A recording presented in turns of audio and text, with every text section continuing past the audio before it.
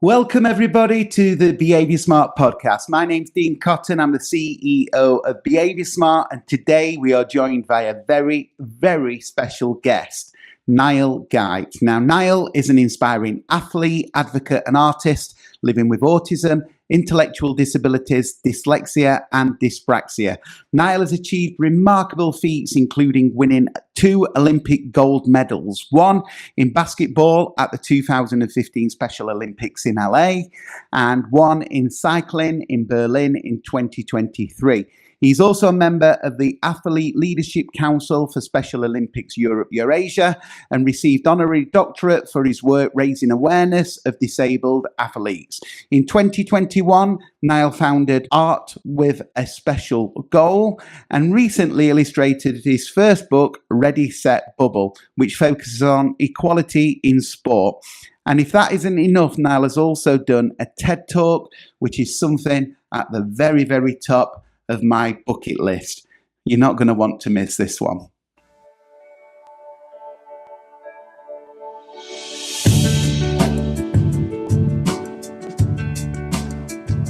Welcome to the Behaviour Smart podcast, brought to you by Behaviour Smart, the incident recording system that improves behaviour. Thank you for listening, and we hope you enjoy the Behaviour Smart podcast.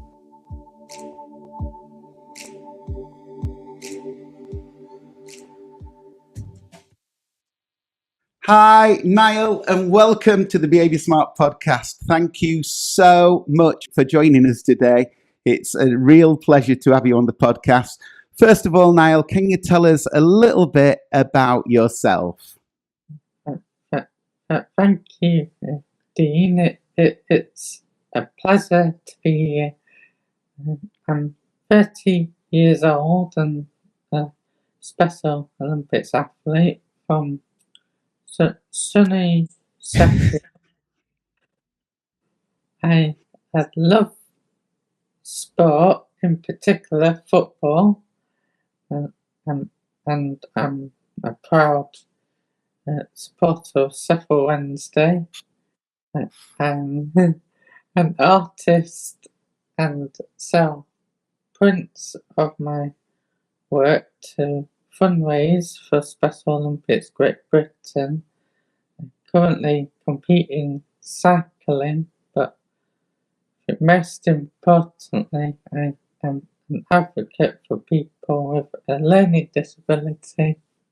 Wow, absolutely amazing. And I mean, what inspired you to achieve so much? I never intended to do so much. I just started with one thing and just kept enjoying what I was doing. My confidence grew and the rest followed. Special Olympics has had a huge part to play in that.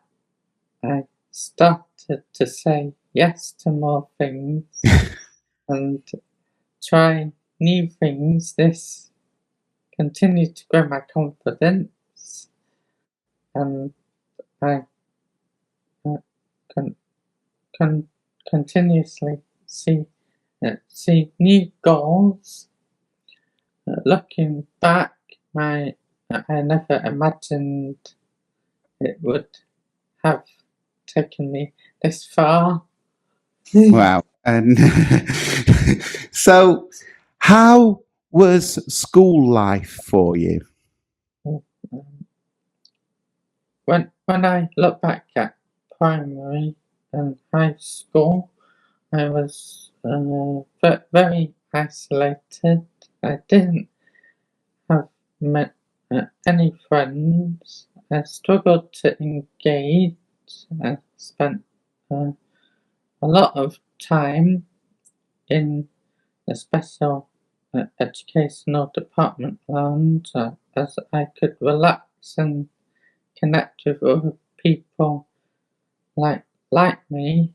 I made my closest friends to this day from that department. I didn't recognize these as struggles when I was in school, as I didn't know any different. I also struggled to speak till the age of 7 years old. This meant I was very quiet and shy. I preferred to observe rather than participate. Mm. High school used a pyramid form structure so that there were people of all ages in my form group this helped me a lot. I felt that the older kids looked out for me across school. I would say sport outside of school when I was a teenager was a key thing that helped me connect to the real world. I could see people after school and form relationships that built my trust. So, can you remember any teachers who really supported you? There was one in primary school, Mrs. Gill. She was a Senko teacher who supported a small group of us. There was also a friendly dinner lady called Joe. In sixth form, Mrs. Wood, and then in college, Lance, who was brilliant. Oh. And what did those people do that made them stand out? Mrs. Gill knew what we liked, and she would use that as a tool to support us individually. She knew I loved football, so she used it to support me in English and maths classes. That really helped me recognise words and connect them to things I liked. I learnt to read this way. She made learning fun. I remember one day a dog ran into the playground and the RSPCA were called. She used this, getting us to write a story all about it. She was kind, and I never felt like I was getting things wrong, even if I might have been. Jojo, the dinner lady, was very friendly and always made an effort to chat with me. She was a friendly face in the canteen. I attended a mainstream high school. I was largely ignored because I was very quiet and didn't cause any trouble. Even though I had smaller classes for all subjects, I was left to manage on my own a lot because of other louder, destructive students. The sports staff were good and encouraged me to join in, although there was a Duke of Edinburgh group. I was never hit and invited. I only got to do this when I attended sixth form, college, Seven Hills, and Mrs. Wood helped me. The difference in how I was treated by staff was huge. I got to know them and they got to know me, and as a result I think I was able to develop and feel more confident. I ended up getting my DV and gold and went to St James's Palace to receive it. The Seven Hills helped me to transition to college slowly, and I did very well throughout college. Lance, one of the tutors, helped me remember and recognise names of plants by using funny names and making the whole learning enjoyable. He spoke to me as an adult and really built my confidence. I stayed in education until I was 25, and then I began working with the enrichment team as a volunteer before the pandemic, and then everything changed for me. Wow, I mean, it's amazing. You know, what's next for you, Niall? I am training to compete in the UCI World Masters in Italy at the end of this year. I have won 2 silver medals in the last 2 UCI competitions in Hamburg. I continue to compete nationally in cyclocross as well. I'm always looking to challenge myself and beat my own personal goals. I have also taken up sailing with the Carsington Water Sailability Group. I would like to continue to develop my sailing skills there, as I have been learning a lot and have just started to sail by myself. I hope to compete in sailing with Special Olympics in the future as well. I continue to work with the Athlete Leadership Council for Special Olympics Europe Eurasia to continuously promote inclusion while challenging stereotypes around disability in sport and society. Last but not least, I continue to draw stadiums from across the world and hope to continue to grow my business while raising awareness of Special Olympics. As you can see, I have a very busy calendar ahead. Absolutely, your calendar is unbelievably busy. So people who know me know that my dream is to one day do a TED Talk. Now, you did a TED Talk, and what was that like for you?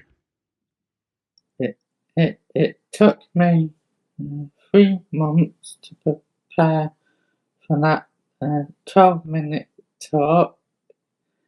As talking is my biggest challenge, I used presentational cards to help prompt me, to help prompt and support me. Mm-hmm. My PA and I made my own personal symbol cards to help prompt me on the spot with these symbols. I memorized every word of my talk.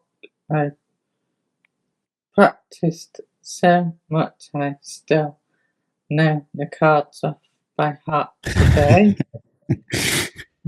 There was a lot of preparation and practice every day. We wrote it in an interview style so that I could present with Tom Casson from Special Olympics. Therefore, the pressure was not just on me presenting. This helped massively as I knew Tom could prompt me if I needed support. I think the main thing we did was make the whole process fun and enjoyable. So on the day I presented, I felt very relaxed and I could just enjoy the moment. Mhm. And I am immensely proud to have done one. Absolutely, and I'm extremely jealous about that. But you mentioned in there about your artwork, and I've seen your artwork, and it is fantastic. So, where can people see your artwork? I have my own an enterprise website that Special Olympics helped me build called niallguite.com. I sell original illustrations and prints of my art of my work through my website. My artwork has a special goal, as every penny received by Special Olympics gets reinvested into developing athlete leaders and social entrepreneurs to help provide meaningful employment opportunities for more athletes like myself. With 94% of people with an intellectual disability not in paid employment, this is a great step forward and one they hope others will embrace. You can also follow my art journey on Instagram at Niall Guite, SOGB. People reach out for larger commissions of their favourite stadiums, and I get to draw their special memories and have great fun. That's brilliant. So, Instagram, Niall Guite, SOGB, or just type Niall Guite into Google. He comes up at the top anyway. And his artwork is absolutely amazing. I was just telling Niall before we started recording, my partner's father likes Morecambe, and we looked on Niall's website and we're buying the Morecambe print. I'm not sure he will sell many of those Morecambe ones. I don't know whether they have many fans or not. But at the end of each podcast, Niall, we ask all our guests to tell us about their most embarrassing moment or their claim to fame. So what's it going to be, Niall? I would have to go for claim to fame. My biggest claim would be that I was awarded an Alan Measles Medal by Grayson Perry. During the pandemic, I asked him on Twitter what his favourite stadium was and if he would like a drawing.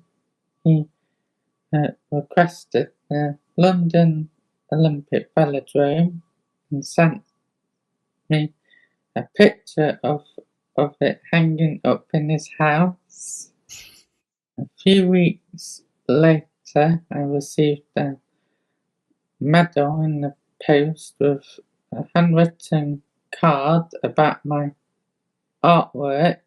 I found out that it was a limited edition medal, one of only 300 created by him to celebrate artists. I then got to meet him in person when he invited me backstage at one of his touring shows in Sheffield.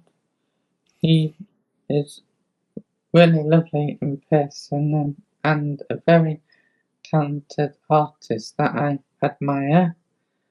He also nominated me to exhibit in the Royal Academy, where I showcased 2 pieces of my work in 2022. Wow. Niall, you have achieved so much, and we're going to put your links to all your websites and your social media. We're going to put that on the podcast if you're watching on YouTube or on Spotify. Absolutely, what an inspirational person you are, and I can't wait for people to listen to your story and hopefully go on your website and buy all your artwork, because it is absolutely amazing. And Niall, thank you so much for joining us. What an inspirational person you are. Thank you. Thank you for having me. It's been an honour. Oh, thank you so much, Niall. Thank you so much. This was the Behaviour Smart podcast, brought to you by Behaviour Smart, the incident recording system that improves behaviour. Join us next time, and thanks for listening.